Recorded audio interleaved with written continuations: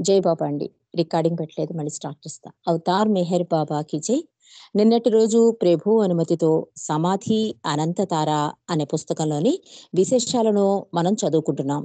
నిన్నటి రోజు ఏం చదువుకున్నామో ఒక్కసారి పునశ్చరణ చేసుకుని ఈ రోజు విషయంలోకొద్దాం.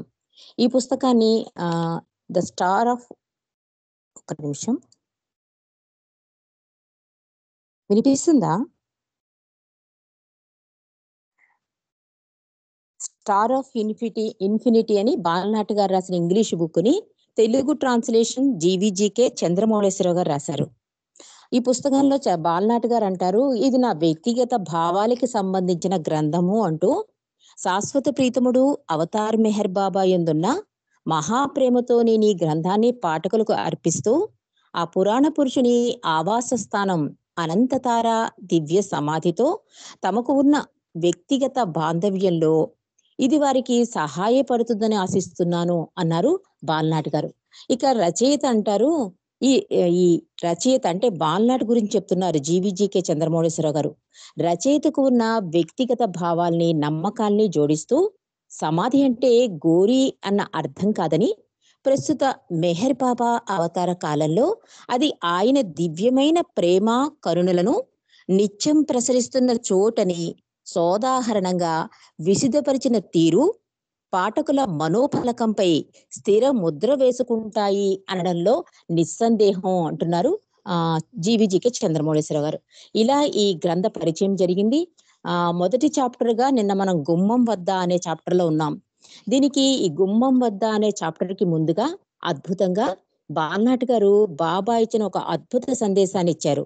అదేంటంటే, నేనెన్నడూ జన్మించను, నేనెన్నడూ మరణించను, అయినప్పటికీ అనుక్షణం నేను జన్మ తీసుకుంటున్నాను, మరణం అనుభవిస్తున్నాను అంటూ ఈ రూపధారణ మరియు దాని విసర్జనే నా భౌతిక జననమని మరియు మరణమని పిలువబడుతోంది అని అద్భుత మెహర్ బాబా సందేశంతో స్టార్ట్ చేశారు మొదటి అధ్యాయాన్ని. ఇందులో ఈ గుమ్మం వద్ద అన్న చాప్టర్ లో నిన్నటి రోజు ఈ సమాధి అంటే ఈ స్థలం యొక్క ప్రాశస్త్యని గురించి రాశారు. బాబా 1894 ఫిబ్రవరి 25ని జన్మించిన పూనాలో జన్మించారు. కానీ 1923 మేలో మొదటిసారిగా మెహరాబాద్ వచ్చారు అని చెప్పారు. అలాగే చాలా ఏళ్లు మెహరాబాద్‌లో ఉన్నారు, నివసించారు. అవతార్ కార్యక్రమంలో సంబంధం ఉన్న అనేక కార్యక్రమాలన్నీ కూడా ఈ మెహరాబాద్‌లోనే జరిగాయి అని చెప్పాడు రచయిత. అంతేకాకుండా 1927 ఏప్రిల్‌లో బాబా మెహరాబాద్ కొండపై విహరిస్తూ ఒక ప్లేస్ చూపించి, ఇది ఇక్కడ ఒక గొయ్యి తవ్వండి అన్నారట. ఆ గొయ్యిలో అలా నెమ్మది నెమ్మదిగా డెవలప్ చేసుకుంటూ దాన్నొక గర్భగృహంగా తయారు చేసి 3 కిటికీలు పెట్టి, గుమ్మం పెట్టి ఇలా ఒక గర్భగృహంగా తయారు చేశారు. లోపల మెట్లు కూడా బాబా కొన్నాళ్ళు ఏకాంతవాసం చేశారు. కానీ ఇది ఇంత రకంగా ఒక గర్భగృహంగా తయారయింది అంటే అది ఒక అద్భుతమైన ప్రక్రియ. కానీ అక్కడున్న వాళ్ళు అప్పుడు ప్రెజెంట్ ఎవరు కూడా గుర్తించలేకపోయారు. తర్వాత ఇది చేసే ఆ పని విధానాన్ని ఎవరు గుర్తించలేకపోయారు అప్పట్లో అని చెప్పి ఈ సమాధి గురించి చెప్పారు. ఆ తర్వాత ఈ సమాధిలో బాబా ఎన్ని రోజులు ఏకాంతవాసం చేశారు, ఆ లోపల పెయింట్స్ ఎవరు వేశారు, ఆ తర్వాత బాబా ఫోటో ఎలా పెట్టారు, ఇవన్నీ విషయాలు కూడా నిన్న బాలనాడు మనకి తెలియజేశారు. తెలియజేస్తూ ఆ సందర్భంగా అంటే ఆ గుమ్మం లోపల, ఆ సమాధి లోపల బాబా యొక్క భౌతిక దేహాన్ని ఎలా ఉంచారు, ఆ టైంలో ఏం జరిగిందో కూడా మనకి తెలియపరుస్తున్నారు నిన్నటి రోజు.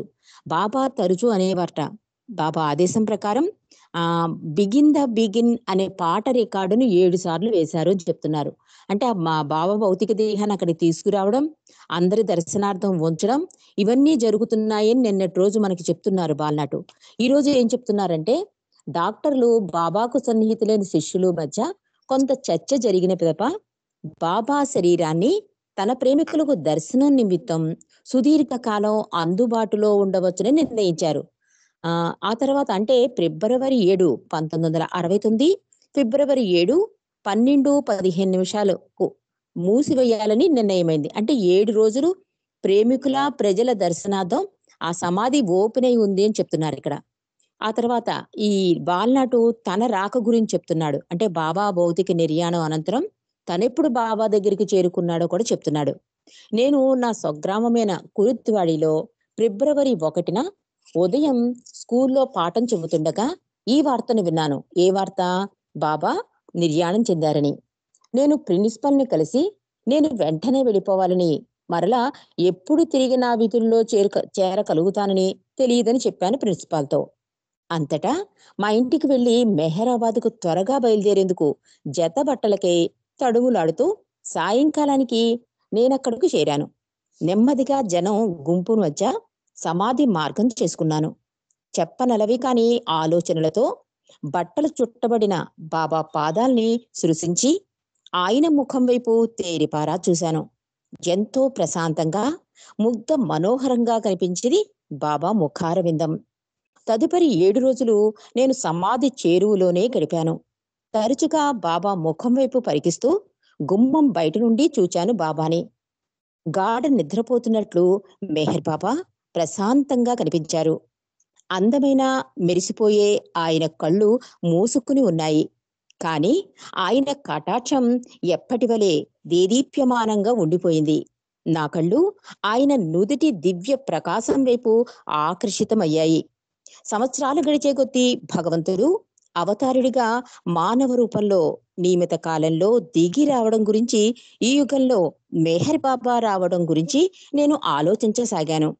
ఒకచోట జేగియానమైన బాబా ముఖపు దృష్టి తేజోవంతమైన ఆయన నుదురు ఎంతో శక్తివంతంగా నాకు జ్ఞాపకం వచ్చాయి. అంతటి నేను గట్టిగా ఆలోచించడం మొదలుపెట్టాను. అవతారిణి శరీరం అసమానమైన ఆధ్యాత్మిక ప్రాముఖ్యత కలిగి ఉంటుంది. ప్రత్యేకంగా ఆయన ముఖం మాత్రమే ఆయన కడసారి దర్శనానికి వచ్చిన వారికి సమాధిలో స్పష్టంగా కనిపిస్తోందని, ఆయన శరీర భాగాల్లో ఆయన ముఖం మాత్రమే కనిపిస్తుందన్న ఊహ కలిగింది నాకు. కానీ ఈ విషయంపై నా భావాల్ని పంచుకున్నట్టుకు ముందు, ముఖ్యంగా బాబా నుదిటి గంభీరమైన ప్రాముఖ్యతపై మెహర్ బాబా తొలి జీవితం నుండి జరిగిన కొన్ని సంఘటనలు అప్రస్తుతమే అయినా అనుగుణ్యంగానే కనిపిస్తాయి అంటున్నారు బాల్నాట్ గారు. 1913 మేలో పిల్లవానిగా ఉన్న మేర్వాను అంటే మెహర్ బాబా దక్కన్ కాలేజీలో చదువుతూ ఇంటికి సైకిల్పై వస్తుండగా ఒక వృద్ధ ముస్లిం వనిత హజరత్ బాబాజాన్, ఆ యుగపు పంచ సద్గురువులలో కుతుబ్బుల్లో ఒకరు, ఒక వేప చెట్టు కింద కూర్చుని తన చెంతకు రమ్మని మేర్వాన్ని సైగ చేసింది. అతడు దగ్గరికి రాగానే ఆమె లేచి నిలబడి ఆ యువకుణ్ణి తన ప్రేమ పూర్వక ఆలింగనంలో చుట్టివేసింది. అది వారి తొలి సమావేశం. అలా వారిరువురు ఒక్క పలుకైనా మాట్లాడుకొనపోయినప్పటికీ అది నవమాసముల కాలపు ఆరంభానికి గుర్తుగా మేర్వాన్ జీవితాన్ని మార్చివేసింది. ఈ కాలంలో అతను ఆ వృద్ధ వనితను తరచుగా దర్శించి ఆమె పక్కన మౌనంగా ఆ వేప చెట్టు కింద కూర్చునేవాడు మేర్వాన్. ఒక్కొక్కప్పుడు రాత్రి పొద్దుపోయే వరకు కూర్చునేవాడు. 1914 జనవరిలో బాబాజాను మేర్వాన్ నుదిటిపై కనుబొమ్మల మధ్య దైవ సంబంధపు ముద్దు పెట్టుకుంది. ఈ ముద్దు మేర్వాన్పై ఆత్మ సాక్షాత్కారపు అనంత ఆనందాన్ని అనుగ్రహించింది. ఇప్పుడతనికి అనంతుడైన భగవంతునిగా తన పురాణ పురుషుని స్థితి తప్ప మరేదీ మిగలలేదు. అనంతంగా తాను మాత్రమే ఉన్న స్థితిని అనుభవిస్తున్న మేర్వాన్ దైవ సాక్షాత్కార ప్రాప్తి లభించిన ఆత్మలకు సాధారణంగా జరుగునట్లు తన శరీరాన్ని త్యజించలేదు. ఎందుకంటే యుగావతారుడిగా పనిచేయడానికి ఇది ఆయన విధి అయ్యింది. అంటే ఇలాంటి అనుభూతి కనుక కలిగితే మామూలు మానవుడైతే శరీర త్యాగాన్ని చేస్తాడు. కానీ ఆయన ఒక దివ్య ప్రణాళిక ప్రకారం విశ్వ కార్యక్రమం కోసం వచ్చిన భగవంతుడు కనుక ఆయనలో ఇలా జరగలేదు అని రాస్తున్నాడు. ఎందుకంటే యుగవతారుడిగా పనిచేయటానికి ఇది ఆయన విధి అయ్యింది. పరమాత్మలో పూర్తిగా సంలీనమైనప్పటికీ ఆయన తన భౌతిక రూపంతో తన సంబంధాన్ని నిలుపుకున్నాడు. సృష్టి స్మరణ మర్చిపోయినప్పటికీ ఆయన చేతలు, కదలికలు ఈ 9 నెలలు తనకు తాను ఆడే కీలుబొమ్మగా జరిగిపోయాయి. మేర్వాన్ని బాబాజాను అతని దైవత్వపు అనంతత్వంలో పూర్తిగా ముంచివేసింది. 1 సంవత్సరం పైగా గడిచిన తర్వాత 1915 డిసెంబర్లో మేర్వాను అవలీలగా షిరిడీ దర్శించాలన్న ప్రేరణకు ఆకర్షితుడయ్యాడు. అక్కడ ఒక మట్టి రోడ్డుపై సాయిబాబా పాదాల చెంత సాష్టాంగపడ్డాడు మేర్వానుడు. ఆధ్యాత్మిక గురు పీఠాధిపతి కుతుబీ ఇర్షాద్ అంటారు. అయిన సాయిబాబా ఆ సమయంలో తన దినచర్య గడిపేందుకు మసీదుకి నడిచి వస్తున్నాడు. గురు పాదముల నుండి మేర్వాను తన నుదిటిని పైకెత్తి లేచి నిలబడి ఆయనతో ముఖాముఖి చూచినప్పుడు సాయిబాబా యొక్క ఘనమైన తీక్షణమైన కళ్ళు మేర్వాన్ కళ్ళలోకి లోతుగా పరికించి చూస్తూ యథేచ్ఛగా అరుస్తూ పర్వర్తికార్, సర్వము భరించే సర్వశక్తిమయుడైన భగవంతుడు అని సంబోధించాడు సాయిబాబా. ఇది ఒక నిగూఢమైన ప్రకటన. అనంతుడైన భగవంతుడు మానవ రూపంలో అవతారుడిగా దిగి వచ్చాడని ప్రకటించడం. దీని ద్వారా సాయిబాబా అంతర్గతంగా మేర్వాను సద్గురు ఉపాసనని కలిసేటట్లు ఆదేశించాడు. దైవ నిర్ణయ విధి ప్రకారం ఉపాసని మేర్వానికి యుగవతారుడుగా తన ఉనికికి యొక్క జ్ఞానాన్ని అందించవలసి ఉన్నది. సద్గురువు ఉపాసని సాయిబాబా కృప వల్ల దైవ సాక్షాత్కారం పొంది 2 మైళ్ళ దూరంలో ఉన్న ఖండోబా దేవాలయంలో ఉంటున్నాడు. మెహర్ బాబా ముద్దుగా మహారాజ్ అని పిలిచే ఉపాసని తీక్షణమైన అంటే జలాలి స్వభావం కలవాడు. ఆయన సాధారణంగా తన నడుం చుట్టూ చిన్న గోనె పట్ట కట్టుకుని నగ్నంగా ఉంటాడు. ఆ దేవాలయాన్ని పరిశుభ్రపరిచేందుకు ఎవరిని అనుమతించకుండా ఆ మురికిలోనే ఉపాసిని గడిపేవాడు. మేర్వాన్ వచ్చి ఆయన్ని కలవగానే మహారాజు దేవాలయం మెట్లపై నుంచి లేచి నిలబడి కొనదేరిన ఒక చిన్న గులకరాయిని తీసుకుని మేర్వానికి గురిపెట్టి బలంగా విసిరాడు. అది మేర్వాన్ నుదిట కనుబొమ్మల మధ్య సరిగ్గా బాబాజాను అనంతతత్వ ముద్దు పెట్టుకున్న చోట తాకింది ఆ రాయి. దాని తాకిడికి బాబా నుదిటి నుంచి కొన్ని రక్తపు బిందువులు బొట్లు బొట్లుగా రాలాయి. కాని మేర్వాన్ మహారాజు వైపు నడక సాగించాడు.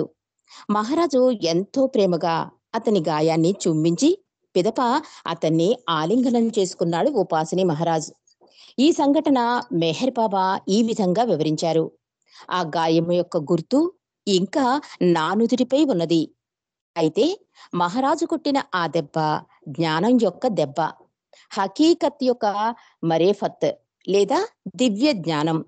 దాని ఉపమానముగా మహారాజు నన్ను గాఢ నిద్ర నుండి లేపుట మొదలు పెట్టారు. అయితే గాఢ నిద్రలో మానవుడు ఎరుకలేని అచైతన్యంలో ఉంటాడు. కాని నేను మహాచైతన్యమైనందున గాఢ నిద్రలో సైతం రవ్వంతైనా నిద్రపోకుండా ఉంటాను. ఆ దెబ్బతో మహారాజు నేను మాయారాజ్యపు సాధారణ చైతన్యానికి తిరిగి వచ్చేందుకు సహాయపడడం ప్రారంభించారు అన్నారు మెహర్ బాబా ఈ సంఘటన గురించి. ఆ రాతి దెబ్బ మేర్వాని యొక్క సృష్టి చైతన్యాన్ని తిరిగి పొందుటలో ఉపయోగపడింది. 1921 డిసెంబర్లో గాని లేదా 1922 జనవరి మొదట్లో గాని వారి మొదటి సమావేశం తర్వాత సుమారు 7 ఏళ్ల పిదప మేర్వాన్ షిరిడీ సమీపంలోని సకోరిలో మహారాజుతో పాటు ఒక పాకలో ఒంటరిగా ఉన్నాడు. మహారాజు చేతులు జోడించి మేర్వానికి నమస్కరించి, మేర్వాన్, నీవు ఆదిశక్తివి, నీవు అవతారుడవు అని ప్రకటించారు ఉపాసిని మహారాజ్. మేర్వాను మహారాజుకి గౌరవ సూచికంగా ప్రణమిల్లగా ఇరువురు ఆలింగనం చేసుకున్నారు. ఇలా మేర్వాను యుగవతారుడిగా ఆధ్యాత్మిక గురు పీఠానికి అధిపతిగా ప్రతిష్ఠితుడై బాధ్యతలు స్వీకరించడంలో సహాయపడ్డారు సద్గురువులు. ఆయన కనుబొమ్మల మధ్య ఉన్న ఈ మచ్చ తన యథార్థ ఉనికి యొక్క అనంతతత్వంలో మునిగిపోయిన మేర్వాన్ యుగవతారుడిగా పునః వ్యక్తమొగుటను తెలియజేస్తుంది. నా ఉద్దేశంలో సమాధి యావత్తు అవతారిని దివ్య సముఖంతో నిండి ఉన్నది. ఆయన కనుబొమ్మల మధ్యనున్న మచ్చ అనే కిటుకు తన అనంతతత్వపు దైవత్వంలో మునిగిపోయి మరియు మళ్ళీ పునఃవ్యక్తం కావటమనే కిటుకు యుగవతారుడిగా పనిచేస్తున్న పురాణ పురుషుడి సహజ సమాధి యొక్క సచ్చిత్ ఆనంద స్థితిని పెద్దగా విస్తృతపరిస్తే అదే సమయంలో భగవంతునిగా దైవ చైతన్యం మాయగా మాయ అవగతమవుతుంది. నేను ఈ మచ్చను అనంతతార అని పిలుస్తాను. అతీతుడైన సూర్యుణ్ణి సూటిగా పరికించి చూడలేం కనుక సూర్యుడు తన కిరణాల వల్ల, అంటే తన కరుణ వల్ల అవతారుడి రూపంలో తారగా మారాడు. ఆయన దైవం యొక్క అవధులులేని ప్రేమను మానవాళి హృదయాల్ని మేల్కొల్పుటకు వినియోగించాడు అని ఈ గుమ్మం వద్ద అనే చాప్టర్ లో సమాధి బాబా యొక్క ఆ అంటే ఆ బాబాని ఆ భౌతిక దేహంలో చూస్తున్నప్పుడు ఆయన ముఖం ఒకటే కనిపించింది. ఆ ముఖం మధ్యలో జరిగిన ఆ మచ్చ గురించి చాలా అద్భుతంగా, అదే అనంతతారగా అద్భుతంగా ప్రకాశిస్తోంది అని చెప్తున్నారు బాలనాటి గారు. దైవ సంఘటన వల్ల 1969 ఫిబ్రవరి 7న మెహర్ బాబా భౌతిక కాయాన్ని చివరిగా మూసివేసినప్పుడు, ఆ రోజు జొరాస్ట్రియన్ క్యాలెండర్ ప్రకారం ఆయన జన్మదినం కూడా అయింది. అలా ఆయన ప్రేమికులు దుఃఖము పెళ్లిబూకుతున్నప్పటికీ ఉదయం 5 గంటలకు ఆయన సన్నిహిత శ్రీ మండలి కొందరు ఆయన శరీరాన్ని పూల దండలతో అలంకరించారు. బయట ఉన్న వారంతా అవతార్ మెహర్ బాబా కీ జై అంటూ జయ జయ ధ్వానాలు చేస్తూ ఉత్సవం చేశారు. ఏమైనప్పటికీ ఈ కింది పదములు అవతారుని సందేశాన్ని వ్యక్తం చేస్తాయి అంటూ మెహర్ బాబా అన్నారు. నేనెన్నడూ రాను, మరి నేనెన్నడూ పోను. నేను అంతటా హాజరుగా ఉన్నాను. నేనెన్నడూ వదిలి వెళ్ళకపోవడం అది ఆశ్చర్యకరం కాదా అన్నారు మెహర్ బాబా. నేను శరీరత్యాగం కావించినప్పుడు, అంటే బాబా చెప్తున్నారు, నేను శరీరత్యాగం కావించడం అన్నది నేనెన్నడూ వదిలి వెళ్ళకపోవడం కాదు, అది ఆశ్చర్యకరం అంటున్నారు మెహర్ బాబా అని బాబా సందేశాన్ని మళ్ళీ మరొకసారి ఆ జ్ఞాపకం చేశారు బాలనాటి గారు. సరిగ్గా మధ్యాహ్న కాలంలో యూనివర్సల్ ప్రార్థనను ఇప్పుడు మాస్టర్స్ ప్రేయర్స్ అని పిలుస్తున్నారు. ఈ విశ్వాత్మక ముఖం ఇంకా స్పష్టంగా కనిపిస్తున్న సమయంలో చివరిసారిగా ఈ మాస్టర్స్ ప్రేయర్స్ ని చదివారు. 3 సార్లు అవతార్ మెహర్ బాబా కి జై అంటూ జయనాదం చేశారు. పిమ్మట టేకు చెక్కలతో చేసిన తగుమాత్రపు పెట్టెను నెమ్మదిగా బాబా కాయంపై దించారు. ఈ విధంగా బాబా రూపం మూసివేయబడి ముట్టుకొనుటకు వీలు లేకుండా ఉండిపోయింది. ఆ చెక్క కప్పుపై పుష్పాలు ఉంచబడినవి. ఆ సమాధిని వినయంగా మట్టితో నింపివేశారు. దానిపైన గచ్చురాళ్ళు నేల అంచు వరకు తాత్కాలికంగా పరిచారు. 1974 నవంబర్ 14 ఆదివారం నాడు తెల్లటి ఇటాలియన్ పాలరాతిని రానో గాలే ప్రేమతో బహుకరించగా, మిట్టిల్ బీచ్ లో ఉన్న బాబా ప్రేమికుల సహకారంతో ఏర్పాటు చేయబడి సమాధిపై అమర్చబడింది. దానిపై ఇలా చెక్కబడింది: అది నిత్యుడైన ప్రీతముడు అవతార్ మెహర్ బాబా ఫిబ్రవరి 25, 1894, జనవరి 31, 1969. నేను వచ్చింది బోధించుటకు కాదు, కానీ మేల్కొల్పుటకే అని వ్రాయించబడ్డాయి. ఆ చెక్కిన అక్షరాల్లో ఆఖరి భావం 1925 జూలై 9న మెహర్ బాబా జూలై 10 నుంచి పాటించనున్న మౌన ప్రారంభానికి ముందు మాట్లాడిన మాటల్లో ఒకటి. ఏంటి? నేను వచ్చింది బోధించుటకు కాదు, మేల్కొల్పుటకే అన్నమాట. 30వ దశకం తొలి రోజుల్లో ఆయన నేతృత్వంలో వ్రాయబడిన ఒక చిత్రము యొక్క స్క్రిప్టులో ఒక ముఖ్యమైన సందేశాన్ని ప్రముఖంగా చొప్పించాలని బాబా ఎంచుకున్నారు. ఎప్పుడు? 1925లో.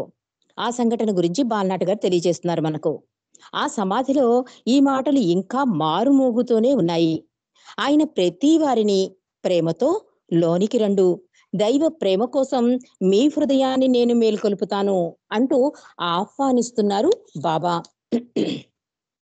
ఇప్పుడు మాత్రం బాబా అంతిమ విశ్రాంతి స్థలం సదా ఎటువంటి గంభీరమైన ప్రాముఖ్యతను సంతరించుకుందో నాకు సహజంగా ఎలాంటి ఆటంకం లేకుండా అవగతమయ్యేటట్లు సహాయపడింది. అవతార్ మెహర్ బాబా సమాధి వద్ద అంతా నా చెంతకు రండు అంటున్న ఆయన పిలుపు మౌనంలో నిత్యం మారుమోగుతోంది. ఇక్కడ ఆయన తన ప్రేమికుల కోసం ఆతురతతో ఎదురు చూస్తున్నారు. ఆకస్మికంగా వచ్చేవారు దైవ ప్రేమ మూర్తీభవించిన నిత్యుడైన ప్రీతముడు అవతార్ మెహర్ బాబాకు తన భక్తి ప్రపత్తులను అర్పించుకుని సందర్శకులు సైతం ఆయనను ఆయన మౌనాశిస్సులు అందుకుంటున్నారు. అక్కడికి వచ్చిన వారు ఆయన దయ ఎటువంటి షరతులు లేనిది. 1969 ఫిబ్రవరి 7 సాయంత్రం నేను ఆ సమాధి గుమ్మం వద్ద నిలబడి ఉండగా నా మనసులో లెక్కలేనన్ని ప్రశ్నలు పరవళ్ళు తొక్కాయి.